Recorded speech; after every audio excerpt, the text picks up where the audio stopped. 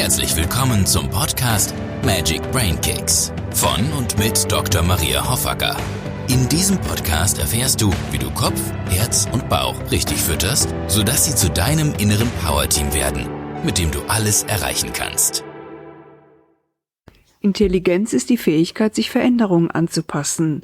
Das sagte Stephen Hawking und auch Albert Einstein meinte, dass ein untrügliches Zeichen für Intelligenz nicht das Wissen, sondern die Vorstellungskraft ist. Herzlich willkommen zur ersten Interviewfolge meines Podcasts Magic Brain Kicks.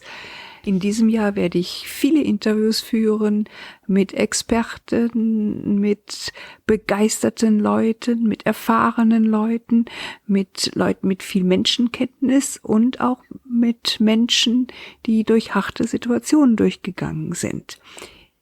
Die Interviews werden auf Deutsch und Englisch sein. Das erste Interview war ein Zufall. Ich habe 2 Physiker kennengelernt und mit ihnen fast die halbe Nacht nach Einsteinscher Manier über Intelligenz, intelligente Systeme, Lernen, mögliche andere Systeme außerhalb des menschlichen Gehirns, über künstliche Intelligenz und so weiter diskutiert. Und ich dachte, dass ihr die beiden unbedingt kennenlernen solltet und hören sollt, worüber sie forschen und was die ersten Erkenntnisse sind.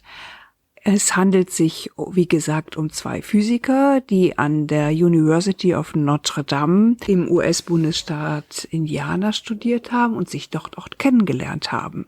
Denn Dr. Hyunju Kim ist Südkoreanerin und Dr. Ayan Paul ist Inder. Und beide forschen an intelligenten Systemen und ihr werdet im Podcast erfahren, was Intelligenz eigentlich ausmacht, wie intelligente Systeme lernen und welche Parameter im Vergleich zum menschlichen Gehirn oder auch zur künstlichen Intelligenz da sein müssen. Ich freue mich, dass die beiden für ein Interview zur Verfügung standen, das ihr nun im Anschluss hören werdet. Das Interview ist auf Englisch. Ich werde die wichtigsten Fakten auf meiner Homepage beziehungsweise unten in den Shownotes euch zur Verfügung stellen auf Deutsch. Und die beiden haben mir auch versprochen, dass sie die neuesten Forschungsergebnisse, die sie auch publizieren, jetzt bald zeitnah mir auch noch mal einmal schicken werden, so dass ihr dort auch noch mal detailliert euch informieren könnt. Aber jetzt erst einmal viel Spaß mit dem Interview, das wir in Berlin heute geführt haben. So glad to have you here, you both. Welcome to the interview of the podcast Magic Brain Kicks. And I have with me Ayan Paul and Hyunju Kim, 2 scientists, and we will talk a little bit about the issues intelligent systems, how learning could be, and how perhaps a little bit different from the scientific point of view. So I would like to ask you to introduce yourself so that the people and the audience can imagine what your work is and where you come from, because we are very international today. Thank you. You will start? Okay. Hi, Hyunju.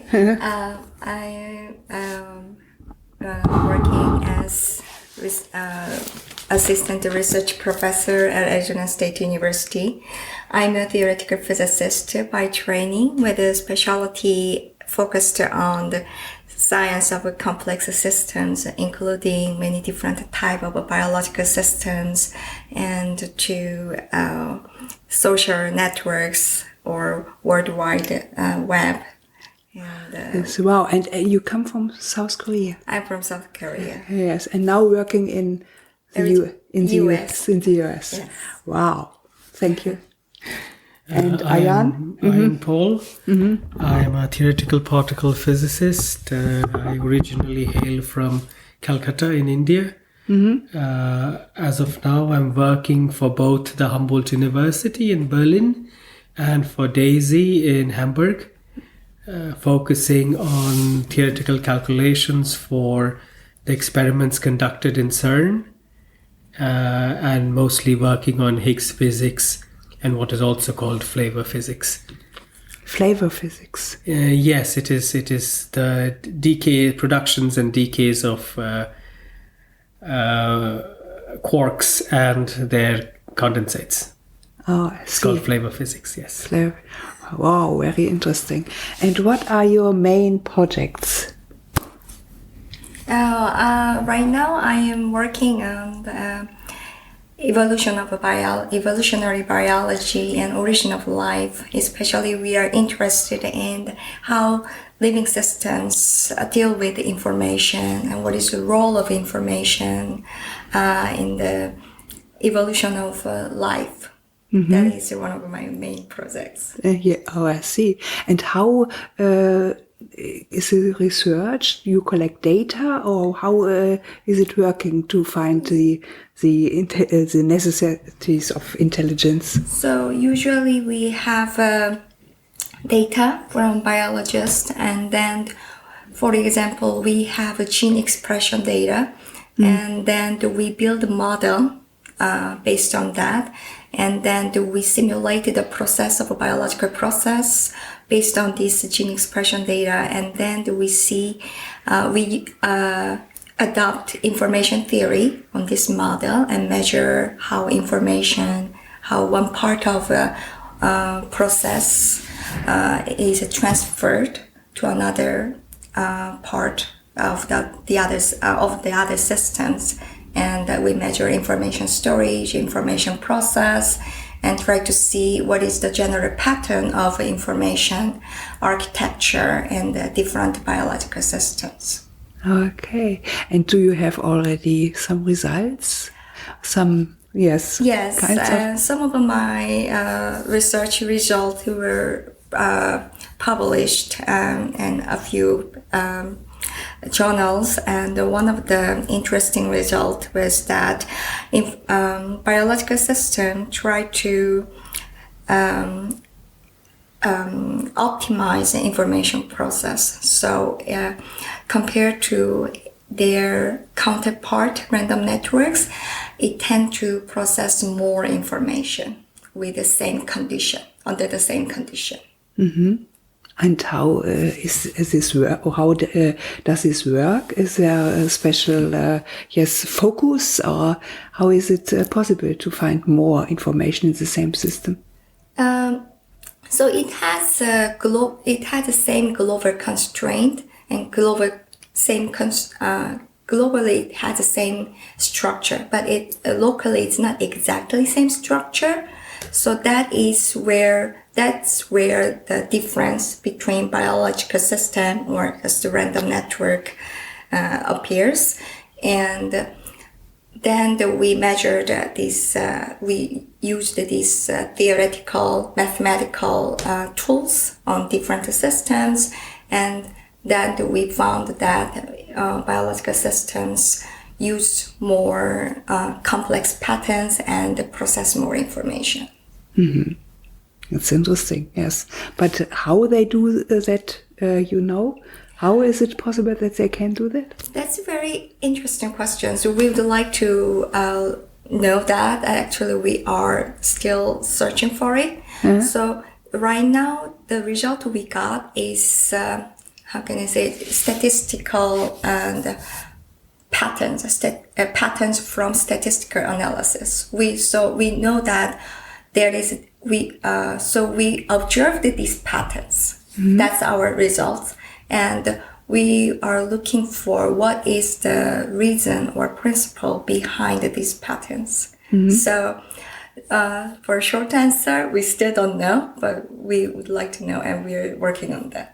Oh, very interesting. But wonderful to know that there is a system, and there may be a wonderful pattern, a very intelligent pattern behind that. Yes. Right. Wow, thank you.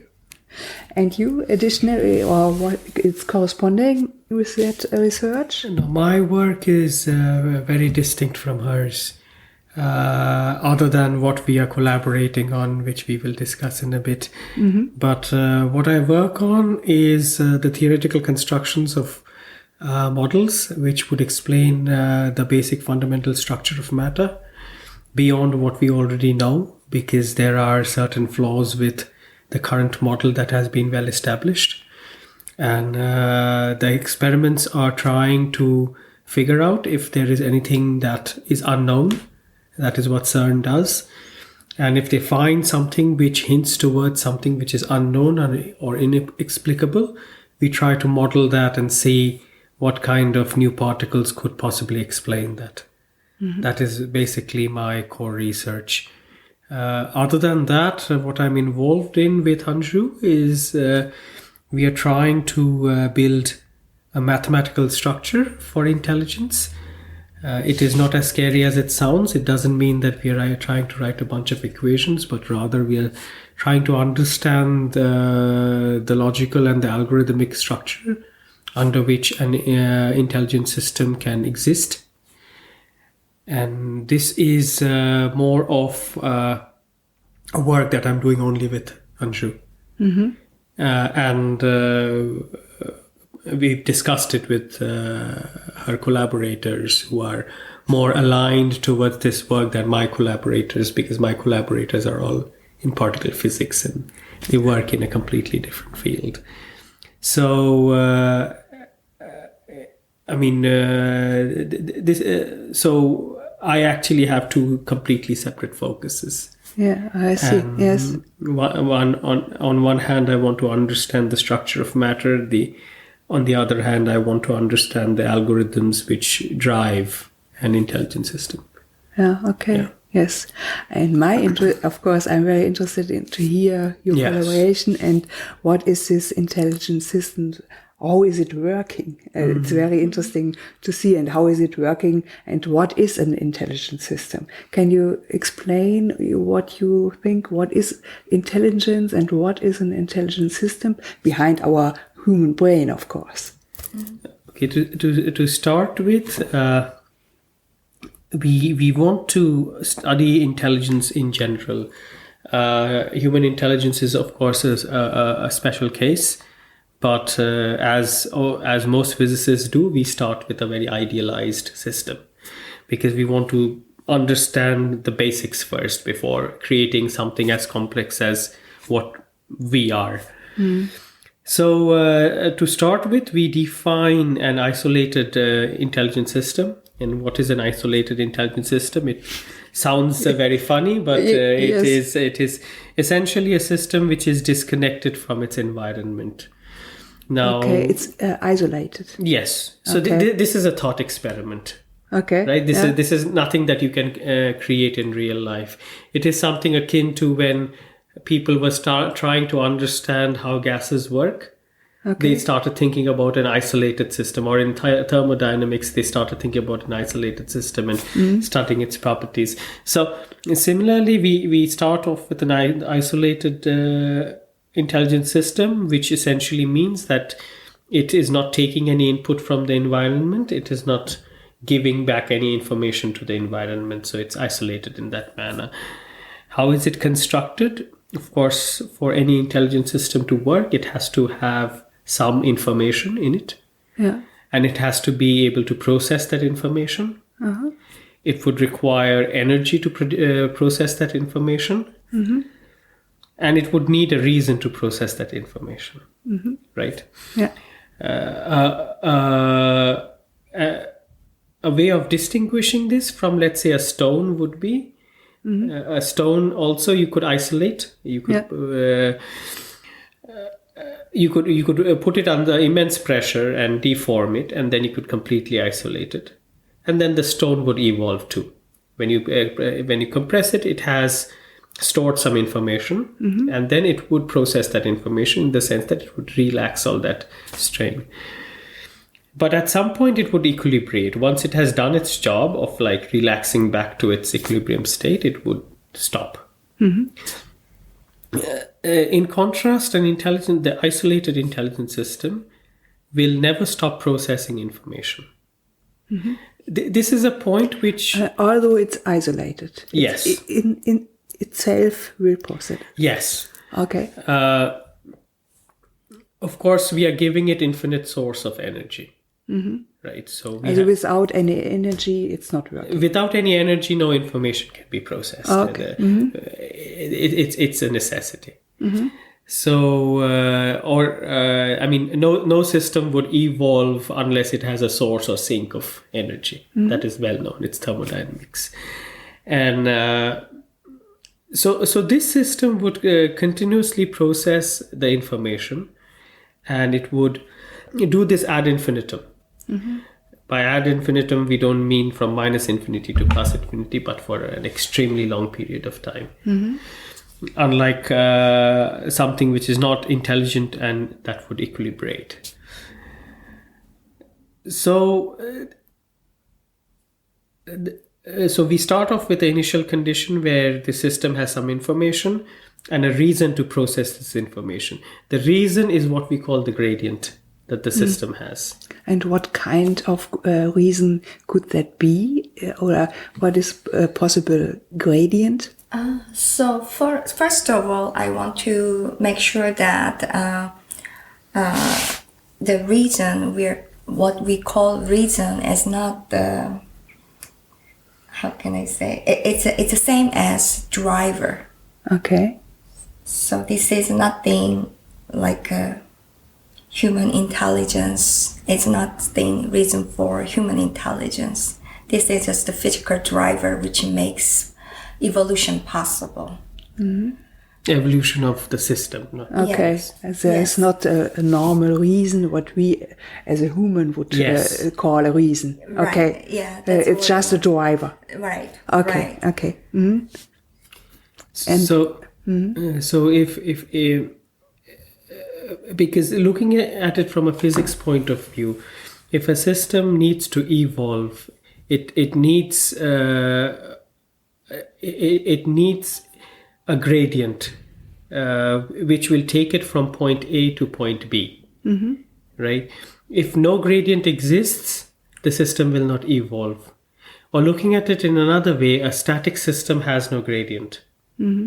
This gradient. But is it possible to have a static system? A static system it's an intelligent system without energy, perhaps. Or what is a static system?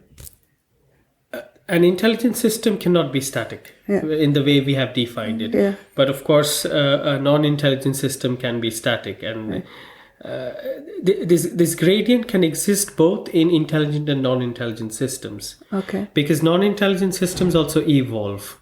Right? Like this stone, which was changing back into its original structure. However, the difference between an intelligent system having a gradient and a non-intelligent system having a gradient is that the intelligent system, the gradient itself will evolve with time, and the system itself has the capability of modifying its own gradient. If you compare this with the stone will only do one thing. It follows a certain thermodynamic principle. The thermodynamic principle will give it the reason to evolve, which is the gradient, and it will evolve and ultimately or asymptotically reach equilibrium. Whereas an intelligent system, in our definitions, will never equilibrate. It will continuously process information, which means that either it has a gradient which cannot be does not saturate, in the sense that the gradient will never become flat, or it has a gradient which cannot be attained, or it can continuously or in some manner keep on changing its own gradient. And if a system follows these rules, then we call it an intelligent system. Right? At this point, you might note that we haven't said anything about how this gradient is changed, at what rate it is changed, or who is changing it. We haven't discussed any of these, because what we are really trying to establish here is that we are trying to distinguish a non-intelligent system from an intelligent system.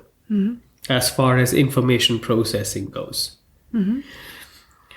One of the one of the criticisms that we receive in this process is that, okay, you can write a computer code which processes information in a loop. Right? It just does the same thing over and over again. If you give it sufficient energy, it will never stop. Right? The only thing that distinguishes this algorithm from an algorithm which could be called intelligent is that the gradient for this algorithm never changes. It just does the same thing over and over again, right? So that system we would call a not intelligent system, whereas an intelligent system would modify its gradient, or the gradient would be modified in some manner. But intelligent system should necessarily be in control of the gradient to a certain extent, be able to modify its gradient to a certain extent. That is a basic necessity in our books. Okay, and this is different from a biological system. So you can say on the biological way, or in this side of the biological or brain or whatever, it's always an intelligent system in this definition. It must be, or not. So in my opinion, our definition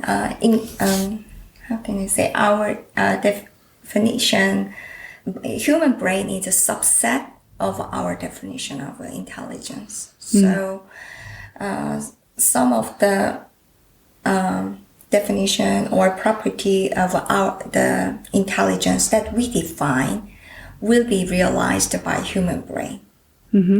But this is more general than human brain. It's more general. Yes. Okay. So the human brain is more specific and will use many different gradients. Can I say this in this way? Is this a possible way to say it? Yes. Okay. It certainly does, because if you look at any decision-making process that we have, we necessarily are guided by what we can now transition to calling the reason behind it, right? Because and that gives us a gradient. Now, we do have multiple gradients in our own brain. There is this will to survive, which is somehow encoded either in our DNA or somewhere it is encoded in us. And that itself is a very big gradient which makes us process information in a certain manner, right? Yeah. But that is not the sole gradient. There might be other gradients, like when someone is making a beautiful piece of art, the driving force is not the thought of survival. It might be. If the artist wants to make some money, it might be. That's the driving force, but that is not necessarily the driving force. But hunger definitely is a driving force which is driven by the need to survive. So it's very difficult to discuss the human brain right from the beginning, because we are making way too many decisions at the same time about very many different things. And then it just becomes a mix of all the different reasons, which is the mix of all the gradients. The different gradients, they influence each other, which is the correlation between the gradients. The information which is processed, the history that we have, all of these are correlated. And to our knowledge, no mathematics exists which can deal with very, very highly correlated systems. Or what we call non-perturbative systems. And so right now we cannot mathematically represent what is going on in the brain.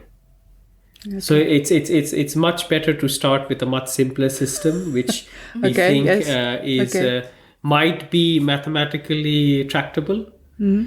Although we still do not have the mathematics for doing it, but we are hoping to make some progresses towards that end. And the reason why we want to see the mathematics behind it is because if we can understand certain patterns, then it allows us to start dealing with larger systems. Also, we don't intend to just leave everything to the level of an isolated system, because that's a thought experiment. It can never be realized. The second step, of course, would be to connect this isolated system to the environment. And the third step would, of course, be to take clusters of these isolated systems which are connected to the environment and see how they interact with each other. So we are still a long way from that third step. We are barely going through the understanding of isolated systems themselves. Yeah. So one of the critiques we got from this discussion is that if this kind of isolation is possible or not. So if it's possible to define intelligence without considering its interaction with the environment. So we are not sure from this first step, we will get answer or we will get the conclusion that's not possible. And then we think that itself is one of the main property of intelligence. Yeah.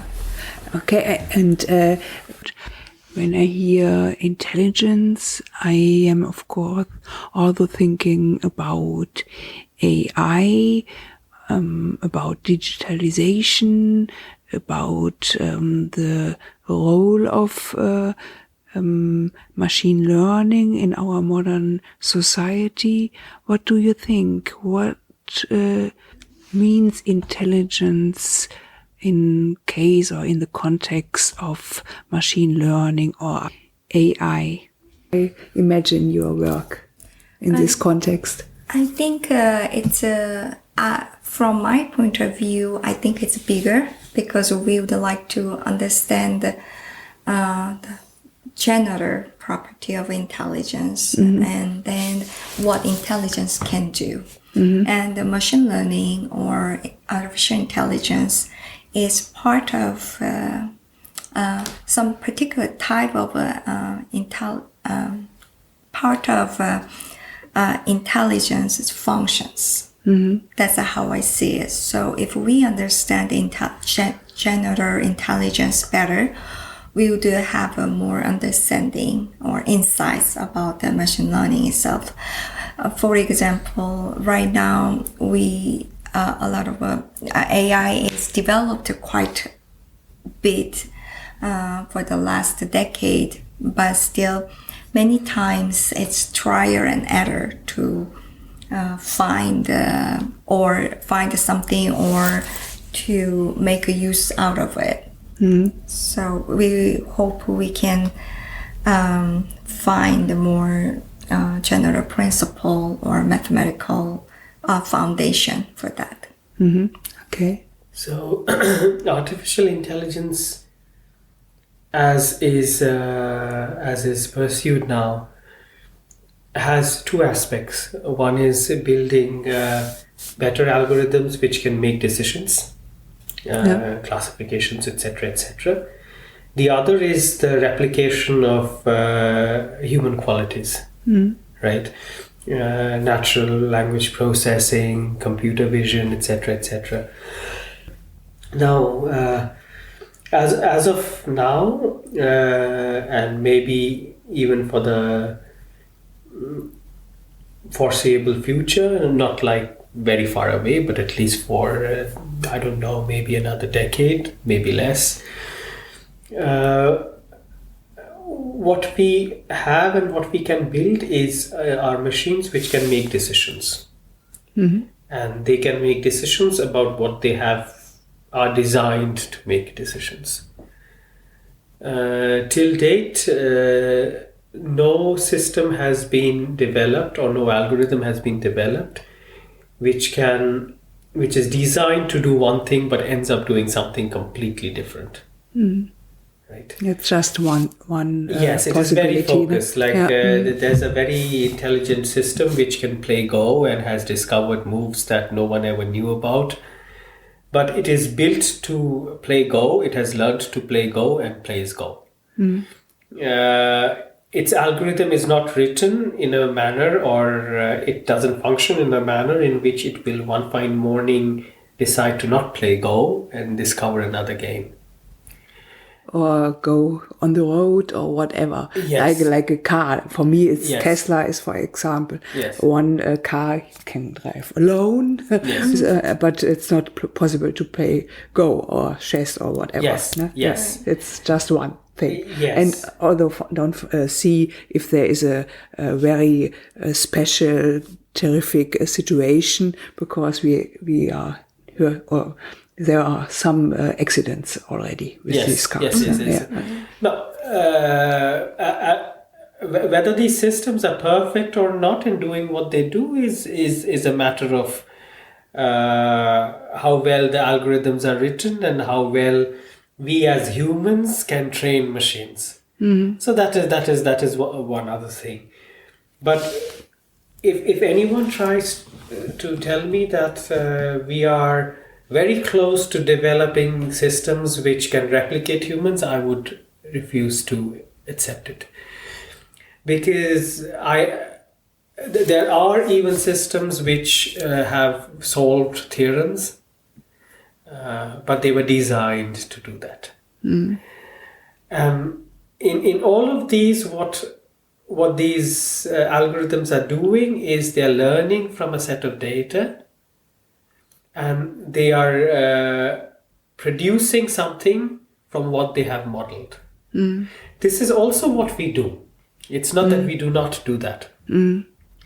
Like we learn how to hold a spoon. And that's by doing it multiple times, and then we ultimately can do fancy things with the spoons also, which is it's not meant to be. However, the difference is that given a problem to ourselves, we build an algorithm to learn the data, and then we actually process it, and then we do whatever we have to do with it. So so the way we can put this is that whenever we are faced with a problem, we build a machine in our brain, let's say. By a machine, I mean a machine that can learn. An algorithm that can learn. It learns it, then extrapolates from there and uses that model to do things that it can do. And we are doing this at every point of time, whenever faced with a problem.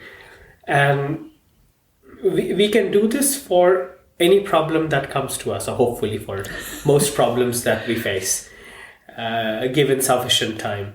And this is something that we haven't been able to replicate in algorithms. Yes, in any machine or whatever. Yes. So unless this algorithm can be written in a way in which the algorithm is in charge of its gradient, can modify its own gradient,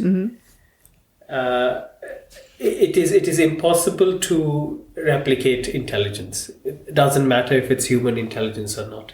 There are hopefully other forms of intelligence which we are not aware of, and which is also one of the goals that we have, is to see that once we understand what an intelligent system is, does it necessarily have to be human-like?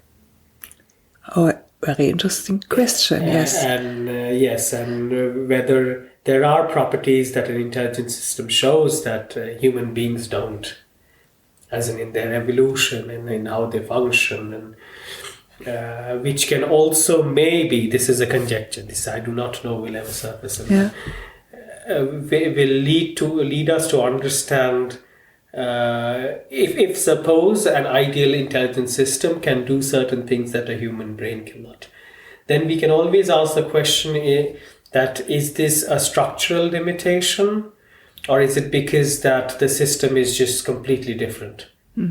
Did you already find something?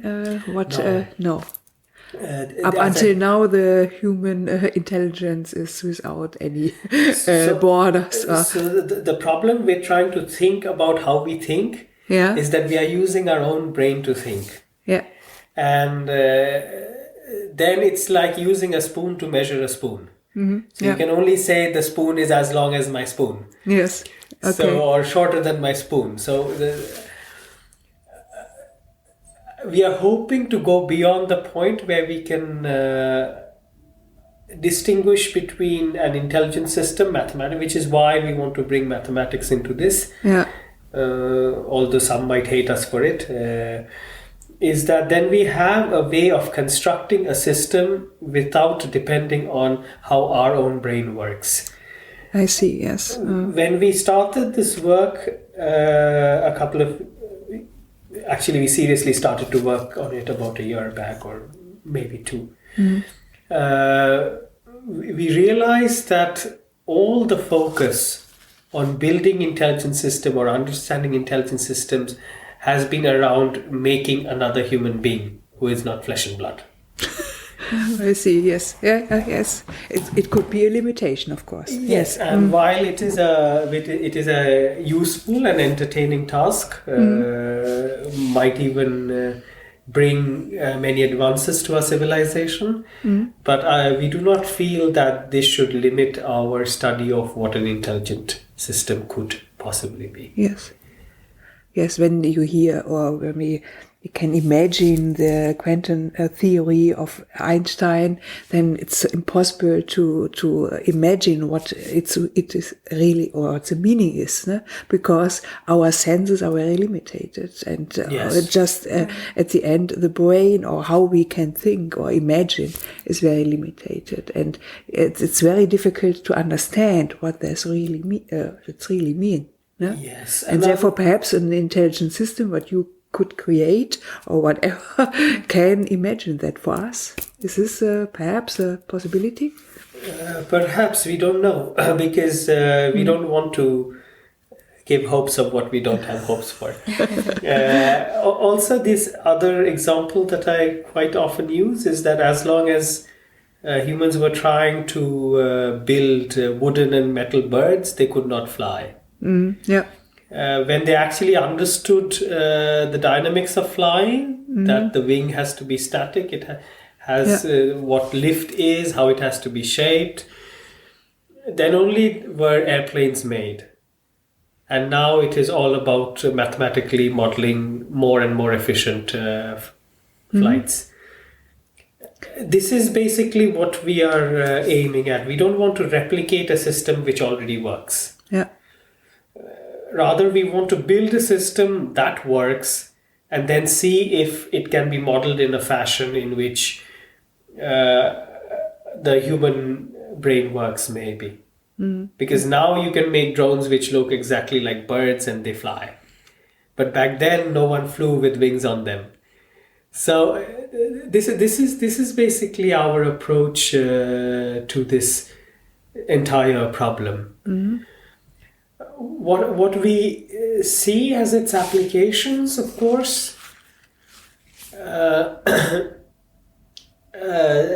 me first clarify this a little bit. Hyunju's work is quite applicable.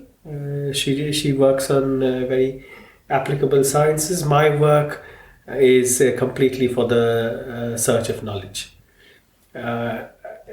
My work might be applicable, maybe 100 years later, 200 years later, we do not know. Okay. Einstein did not formulate the general theory of relativity for any application. Yeah. But now it is used for the GPS, for example. Not that what we do will be so very useful, but we are hoping it will be, but it is not immediately useful. So for me to work on a theoretical construction, which might or might not lead to applicability, comes naturally. So, and this is my approach to intelligence. Maybe you can tell your approach to it.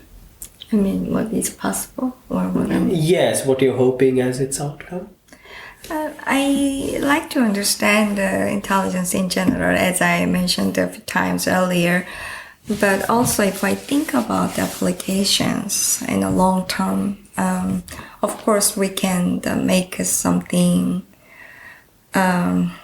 We can make some intelligence beings, which can do difficult for human, but because of our physical constraint, not because of intelligence itself is limited. Probably we can build something like that.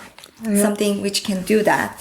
Also, another thing, one of my project is looking for living beings in different planets or other places other than the Earth. So sometimes I think about sometimes I think of the situation when we find another living beings in different places. Mm-hmm. But if we don't know what is the information, how intelligent, completely different type of intelligence beings interact with each other, how to communicate, then even though they exist, even though we found them, we will not be able to recognize them.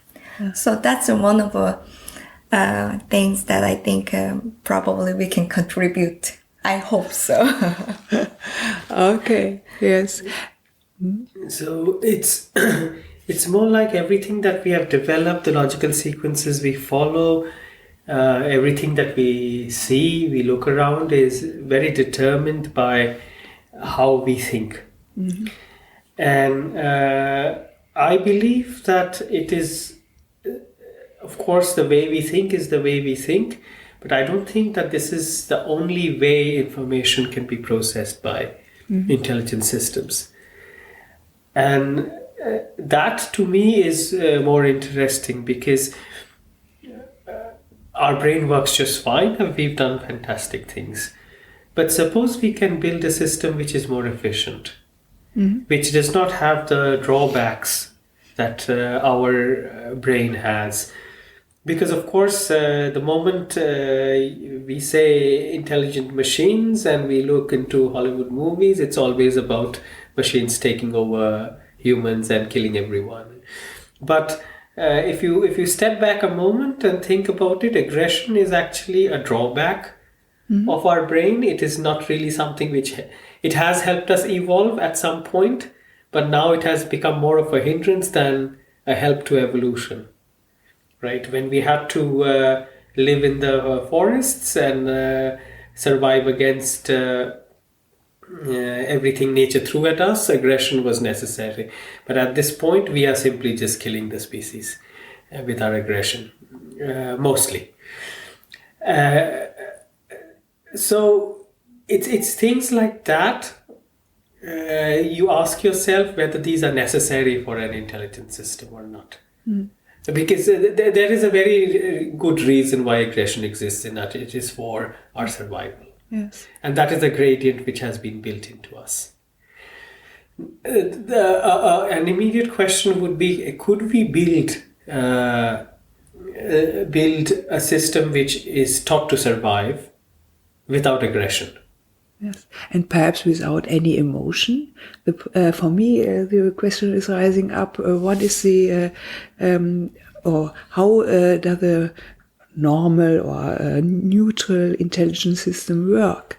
Is there any emotion? Because the brain, of course, with your neurotransmitter or whatever you think, it's although a connection or with emotion. It's nothing without emotion. Again, this is my opinion, and I will also say why I believe this. It's emotion, even in our brain, requires the processing of information. There is a stimulus, there is a processing of that stimulus, and then there is an action taken or a decision made based on that stimulus. And of course, we have been able to classify different categories of stimuli and how it's processed and its end results. And And a class of these are called emotions, right? So going by this, it is very difficult to say that if you have emotion generated by some stimuli or some input, and it is processed in a certain manner, that it won't end up being something that we know as emotion, right? So by construction, an intelligent system cannot possibly be necessarily without emotions. Now, whether there is also a physiological aspect of emotion, Yes, right? of course. And that is how our bodies are constructed. That has nothing, in my opinion, that has nothing to do with intelligence itself. Our brain functions, processes information, and when it has processed it, it sends a stimuli to the body saying that this is how you need to react. And this entire process put together is some emotion that we've expressed. A machine does not need to be built as such to react, because it can just be an algorithm running on a computer chip. Yeah. It does not need to have a physical, like a bodily representation. Yeah. But it could possibly process the information in the same manner and reach the same decision, in which it has already done a part of what we would call emotions. Right? Okay. A part, okay. Yes. Okay. Of course, it wouldn't pick up a book and throw it at someone else because it's angry, because it cannot. Yes. But neither would it have the physiological feeling of anger. But the fact that someone has maybe, I don't know, stolen some information from the computer, which it was not supposed to take, and in which it is useful to it, and it doesn't have access to it anymore, might lead to its concluding that whoever has done it is an aggressive agent. Right. After that, what it does with the decision is a matter of the actual construction of the computer. If it can shoot missiles, maybe it will. If it is trained that, or if it has learned, or if it is a system which can take these emotions and just archive it as learned information, because that is what it has done, then it will take no actions. These are little details which completely depends on the construction of the system itself. However, I think that it is impossible to build an intelligent system which wouldn't actually process the necessary information, because that is in what logical sequence it would do it, whether it would reach the same conclusions or not is a different matter altogether. Because as we said, one of our interests is to see that if an intelligent system can exist in a completely different logical structure than the human brain itself. So that would be an intelligent system which is not human-like. Yeah. Yes, of course. Yes. Yeah. Yes, because of the whole body construction. When you sum your work up at the moment and give a small outlook to the future, what would you say? What is the current status of your research, your current results, and what would be your wish for the future for this work? One of the things is that, as Paul and you, pointed it out, human intelligence has a lot of benefit, but also it has a lot of side effect. And yes, some side effect. Yes, you can. Probably I wish someday we can build some intelligent systems without these side effects, but do all the collective work together and bring the bigger benefit to human and all other living systems. Wow, That is a long-term goal, actually. Yes, Really but on the other hand, the side effect. One side effect are the burnings in Australia, the current burnings, and that would use. It's of course it's a big problem, and the side effect of working human brains or the society or whatever you call it. Do you think that this? For the future is perhaps a learning process because normally we see, okay, that's a problem and it will kill humans and of course a lot of animals, forests and everything. And it's perhaps a source, or it will be a source, a reason that our planet will don't function for us or will kill us at the end. And therefore, would you say, is there a reason to learn from this, your research, how humans can perhaps solve these problems or can have an additional intelligence to solve these very urgent problems we have now? Yes, I know that different group of people think developing better intelligent system is a threat to human race. But on the other hand, I think if we can right direction, it can be big benefit for our own survival too. Yeah. So I'll just throw out two small ideas. Hopefully they can be realized. Suppose we can, just like our phones or even inside our phones, we could have another being, or not a being, but rather an algorithm which is equivalently intelligent. Maybe more, maybe less, but equivalently intelligent. And it has access to everything that you have access to. It sees what you see, it hears what you hear, it is given the exact same information that you are perceiving.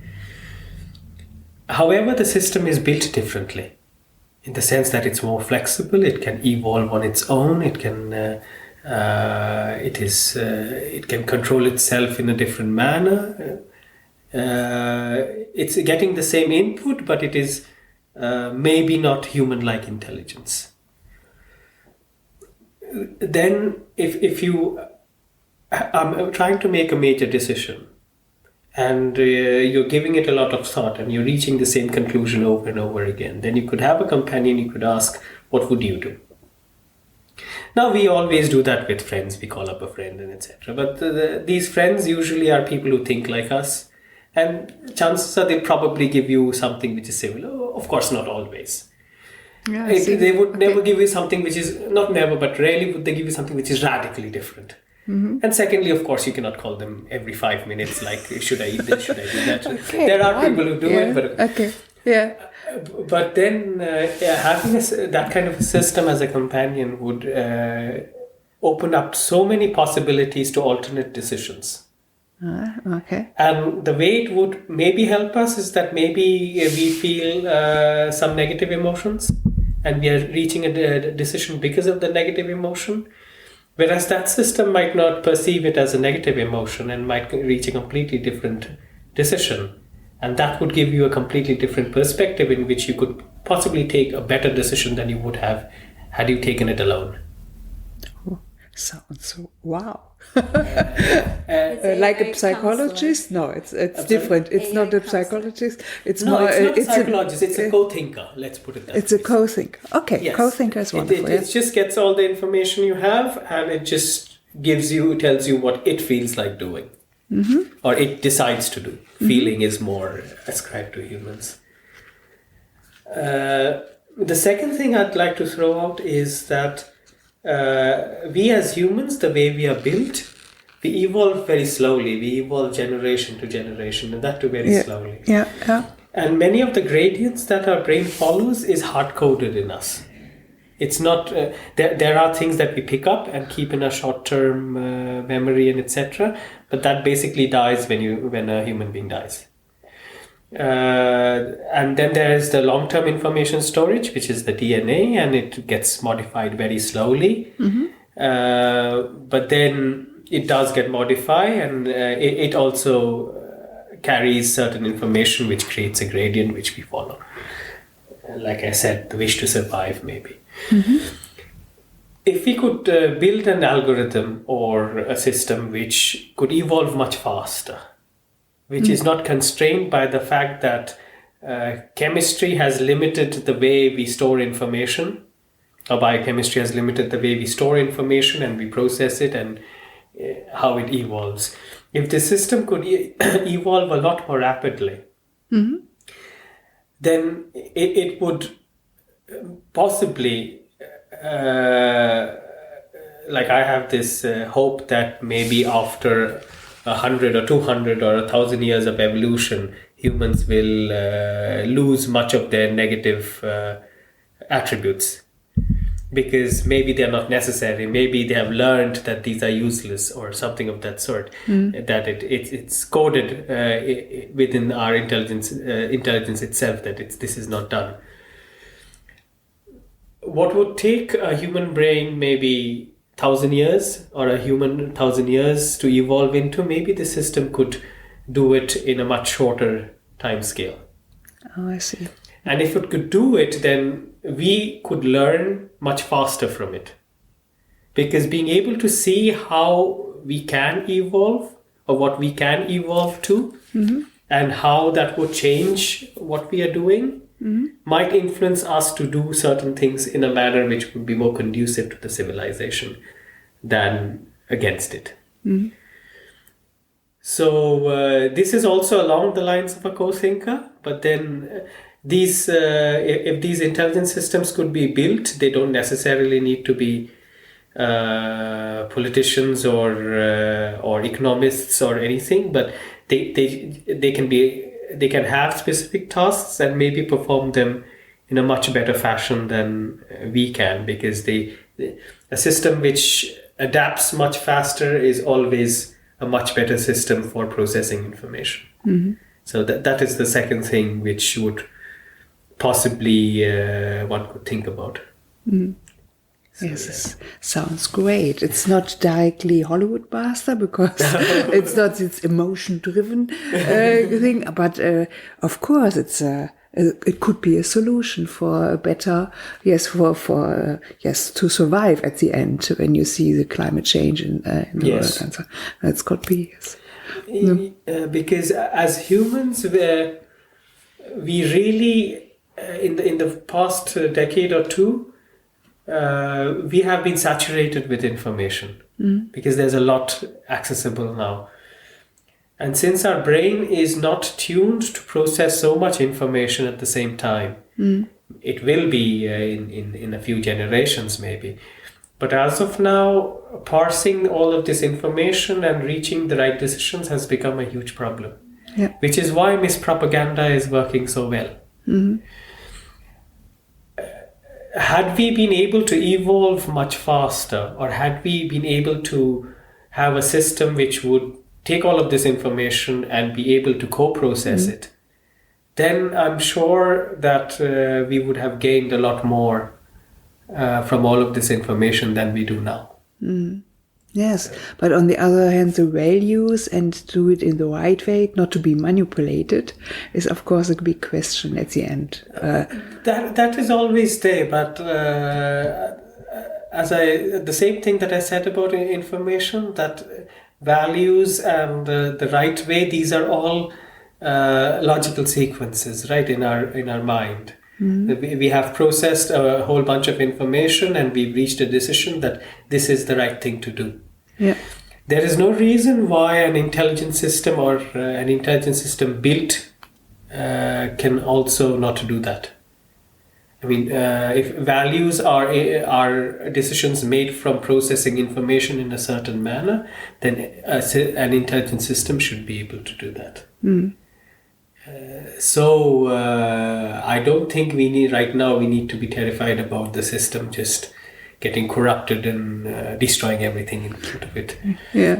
So although that's what is propagated a lot more. But in a nutshell, our goal in the next few years And this is going to be very slow and it's going to take a lot of time.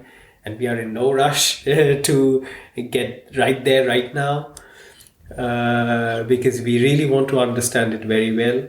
But the goal in a nutshell would be to understand and give a mathematical construction or a logical construction to what an intelligent system could be. Mm-hmm. And from there to try to build maybe, hopefully in this lifetime, a complex intelligent system. Mm. That would be.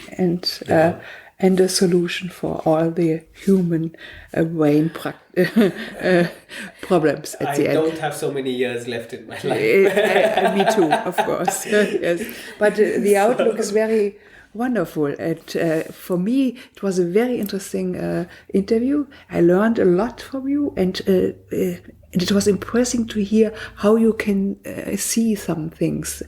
Simply the word intelligence is so big and so differently. It's wonderful. Thank you so much. Thank you. I love Thank it. you for speaking with us and letting us tell you our ideas. Thank you. Okay. Thank you. Good.